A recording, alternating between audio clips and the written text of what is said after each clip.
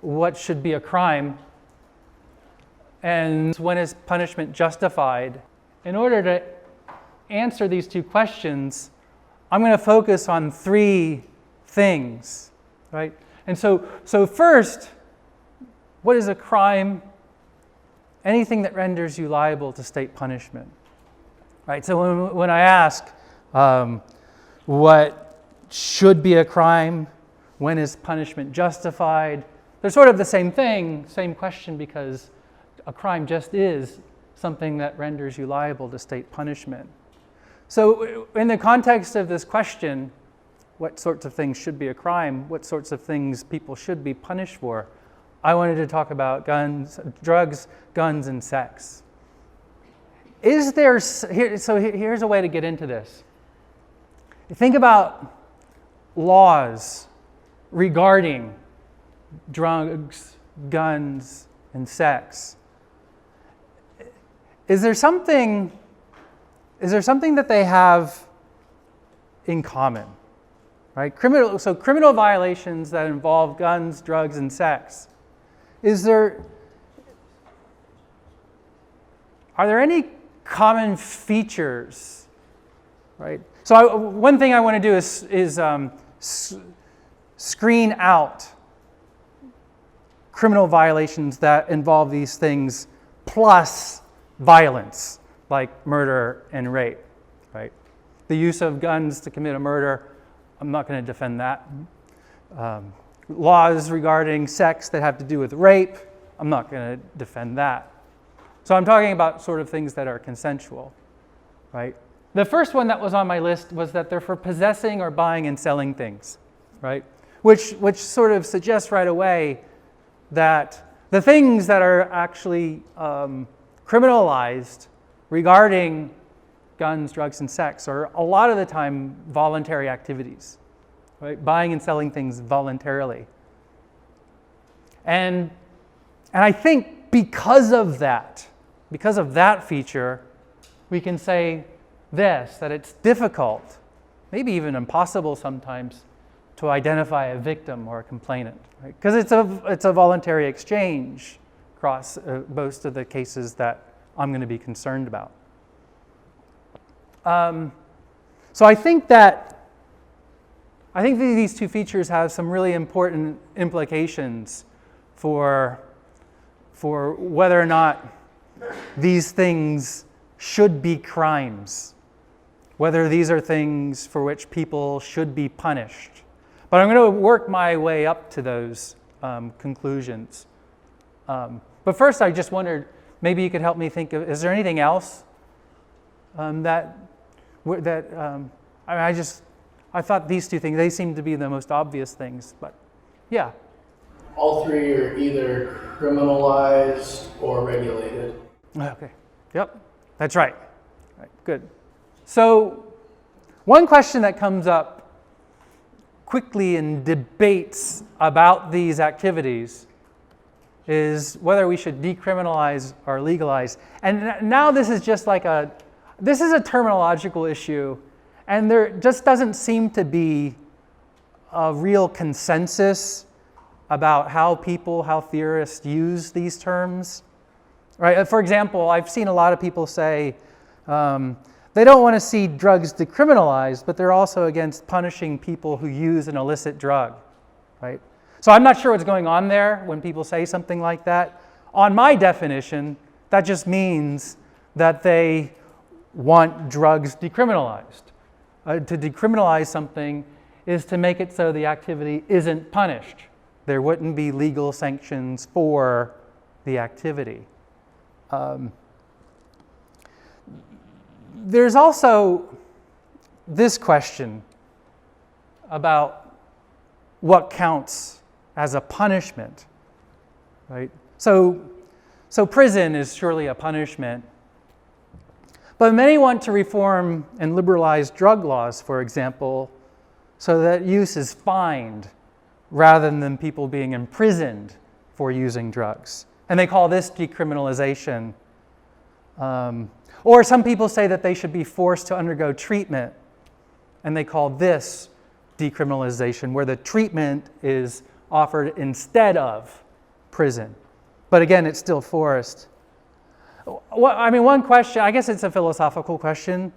Are fines and forced treatment, do those things count as modes of punishment? I don't know. I guess I think so, right?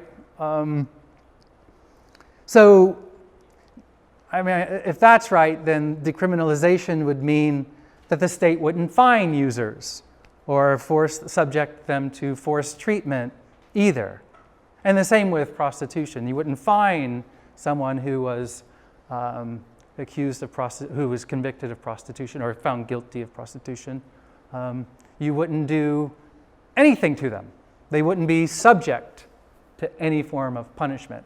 So now, if we don't have like a consensus about a definition of punishment, it might be difficult to determine whether someone is advocating decriminalization, right?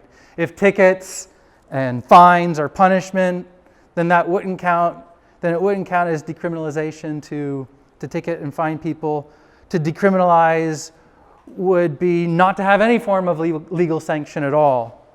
But if tickets and fines aren't punishment, then ticketing drug users would count as decriminalization, but not legalization. Right? So some people make this distinction, right? But again, since there's no real consensus about how different theorists use these terms, the best we can do is sort of stipulate for the sake of discussion today.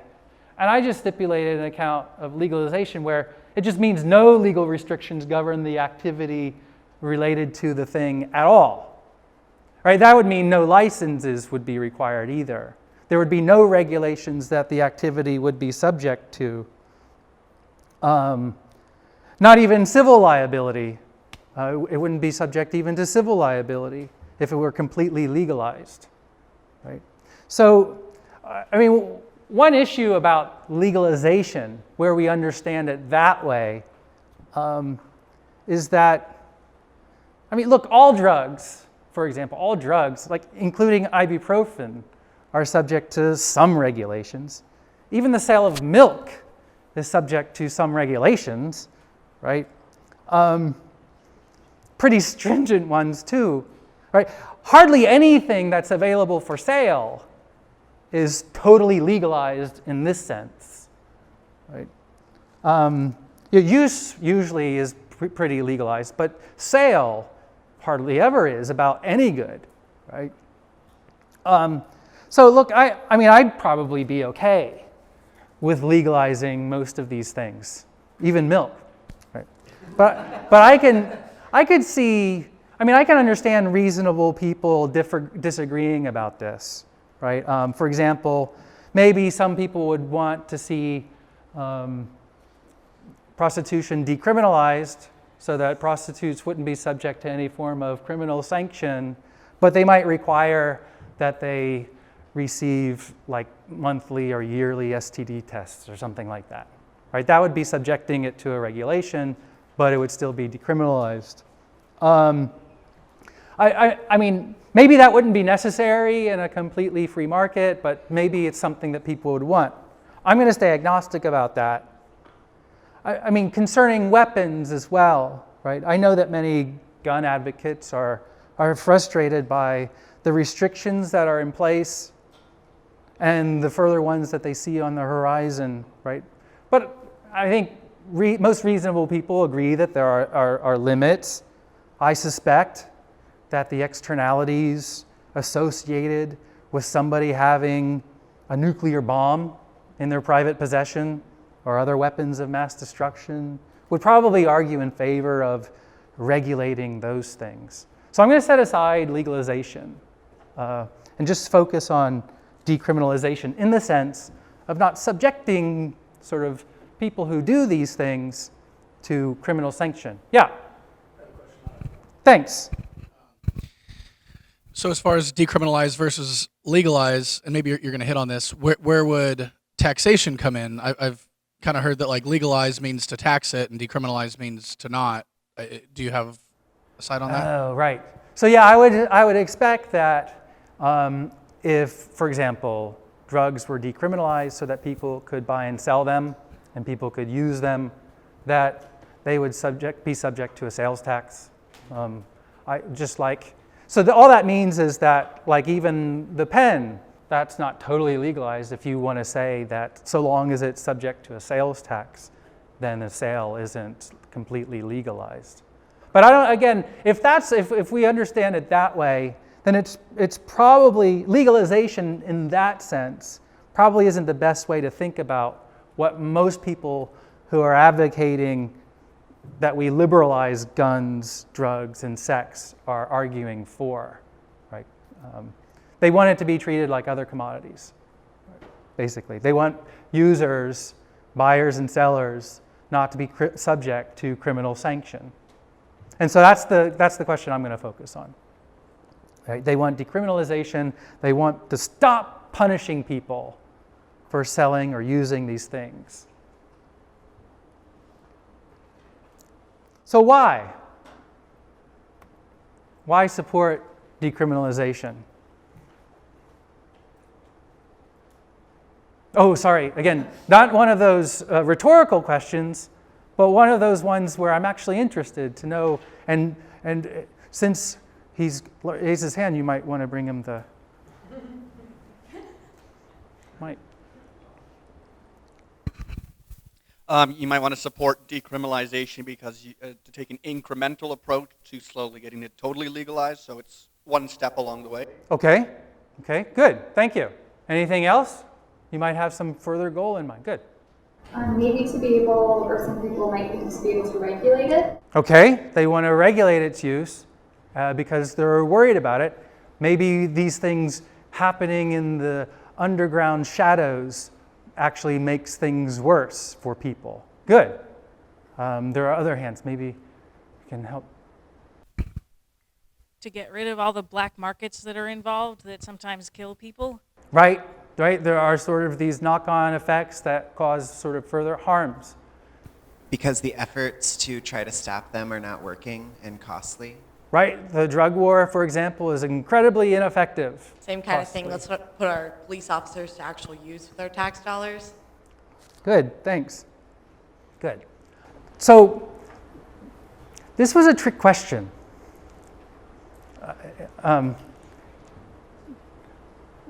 This is the wrong question, I say. Asking why we should or what justifies decriminalizing something is the wrong question.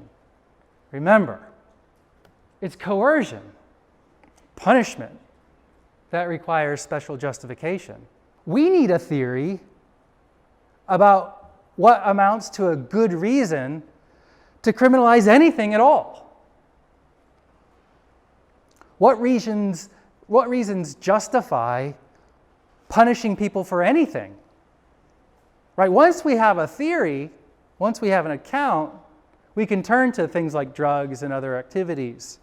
And then we can see if using drugs satisfies the criteria in order to justify punishing people for doing it.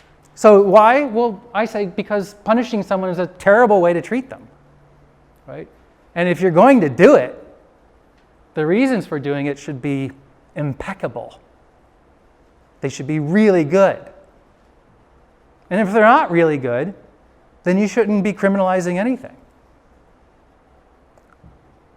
And so the very simple argument about why these things should be decriminalized is because there aren't really good reasons for criminalizing them. The reasons that people offer for criminalizing these things aren't very good, or they're not good enough. They're not good enough to overcome the presumption against this being a terrible way to treat somebody. Look, if we're left with no good reasons, the default position is to leave people alone to do the things that they want. Because we only want to criminalize things when there are good reasons to criminalize it.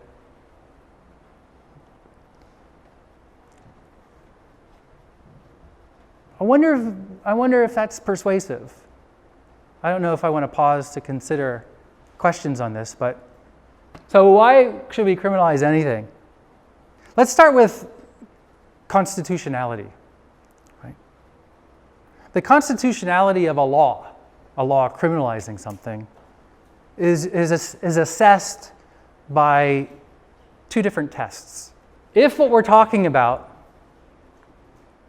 having a law regarding, is considered a fundamental liberty, then there's a very stringent test. The law must pass strict scrutiny. There must be a compelling state interest in the state interfering with this activity. What are the fundamental liberties?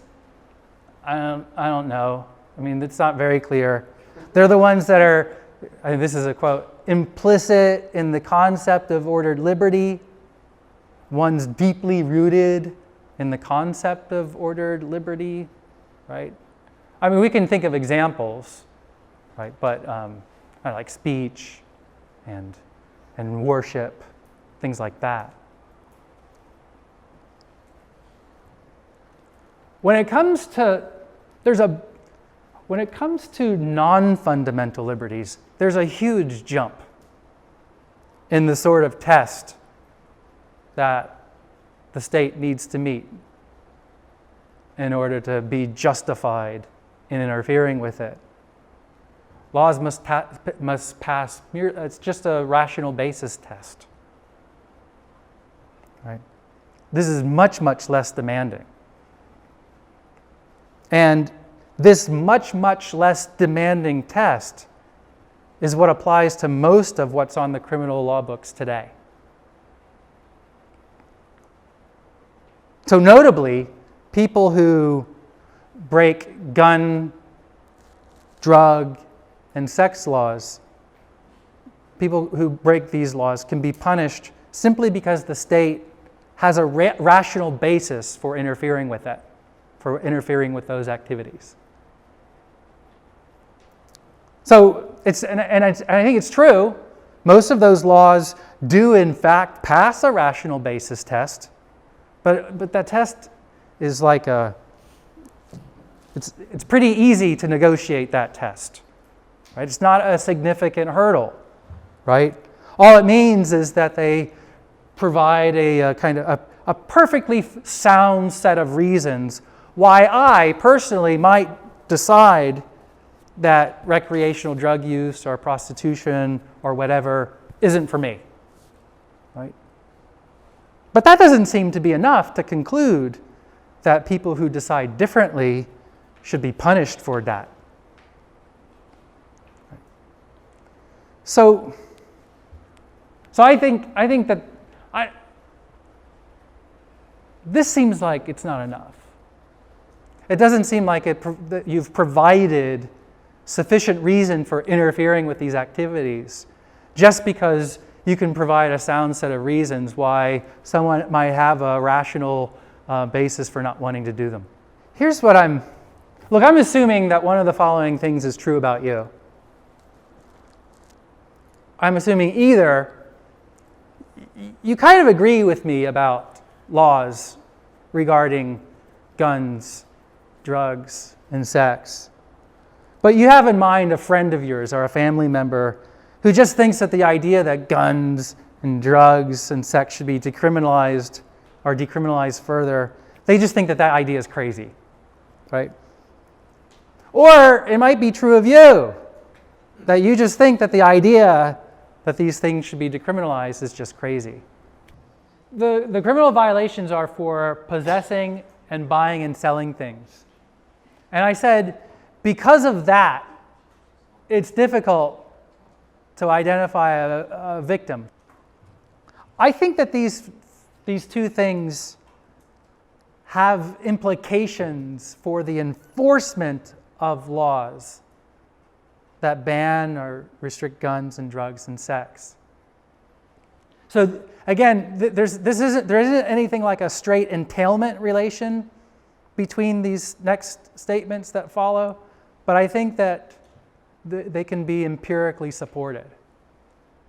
So because it's difficult to identify a victim or a complainant, it's very difficult to enforce these laws in a non-invasive way, right? Because if it's just a voluntary transaction of a drug or a gun for money or drugs for money or sex for money, if we're talking about people doing this voluntarily, they're not going to report a violation. And the only way to find the people who are breaking the laws is for police to go after the violations of the law. So I say they lead to an increase in the arbitrary police power and some abuse. Look, when you can't possibly punish all of the people who commit a crime,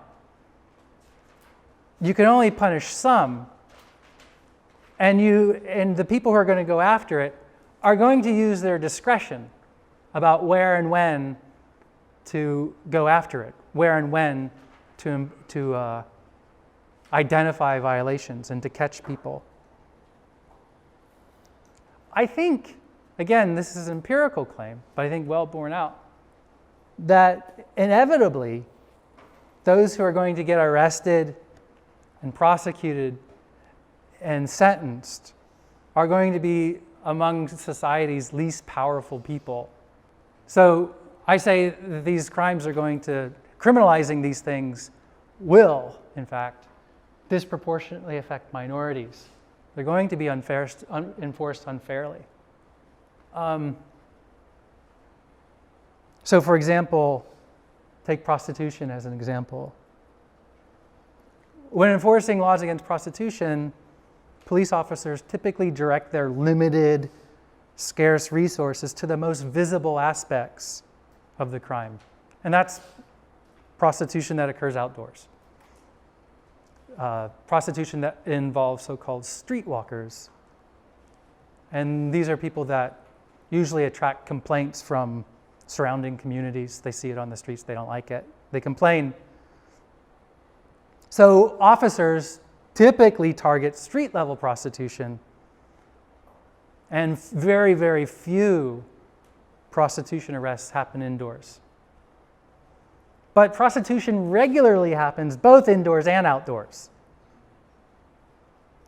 In addition, it's just true that streetwalkers tend to be non-white in rates very disproportionate to their representation among all prostitutes, and out of proportion to the surrounding demographics of the community as well.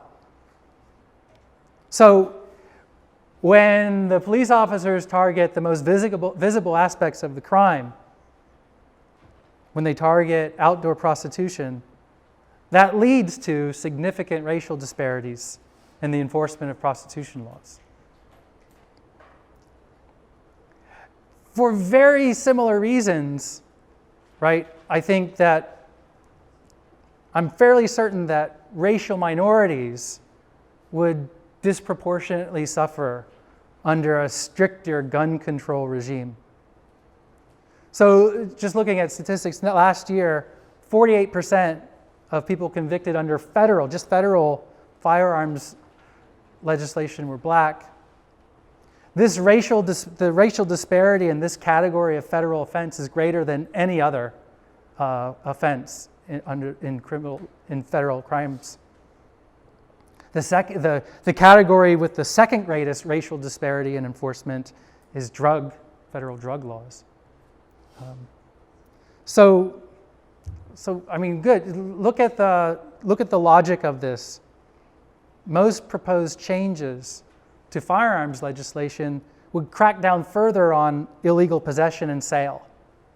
And when it comes to which comes with the need for the police officers involved and agencies and prosecutors to exercise a great deal of arbitrary discretion in how to go after these activities. Given the extent of the violations, they can't go after everyone.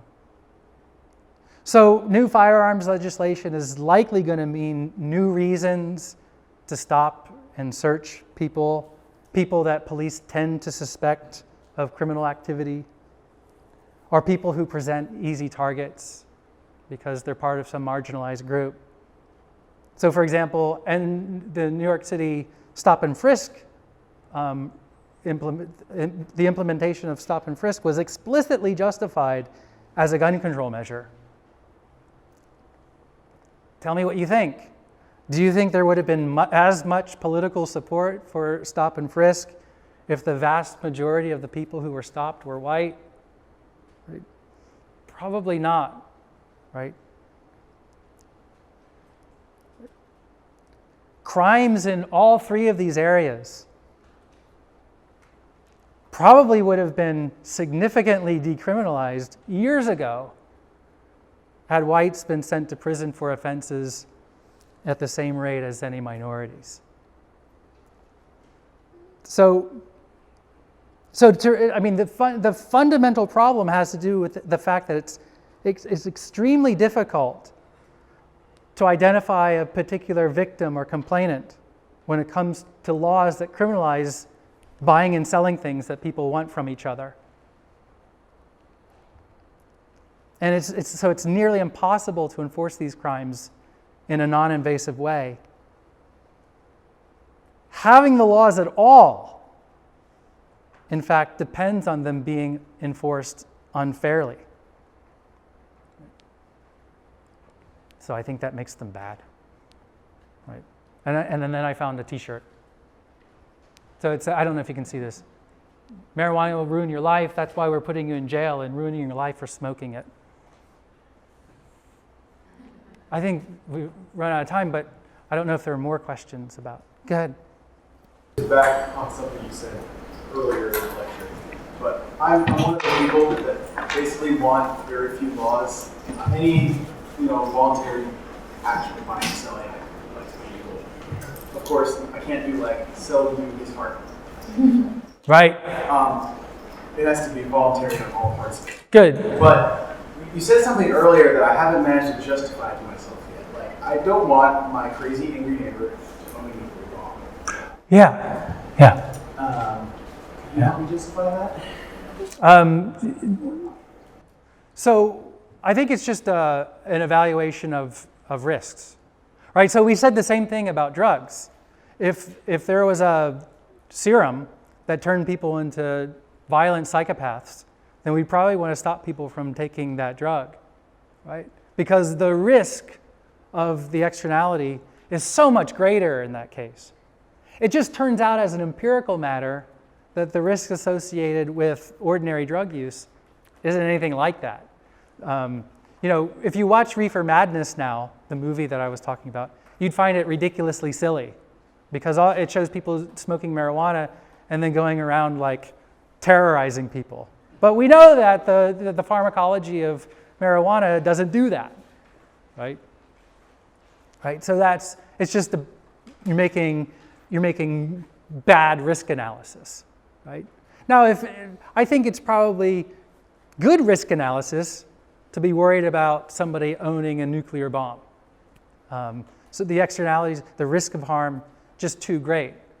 I mean, there are other areas of the law where we already criminalize things because of the riskiness of the behavior. Attempt crimes are like this. We punish criminal attempt for murder, attempted murder, even though there's no victim sometimes, right? And probably the best justification for criminalizing attempted murder, even though there's no dead body, is the fact that they took a unreasonable risk with someone's safety, right? And so we think that the punishment is justified for that risk. So it's just about the relative weight of these risks involved. That's how I would justify the law against owning a weapon of mass destruction, right? Maybe the risks are the probability of something bad happening is really low, but if you multiply that by the amount of the potential harm, the expected harm of that thing, the expected harm is really big. So, good reason to not allow it, I think. Okay, that's enough.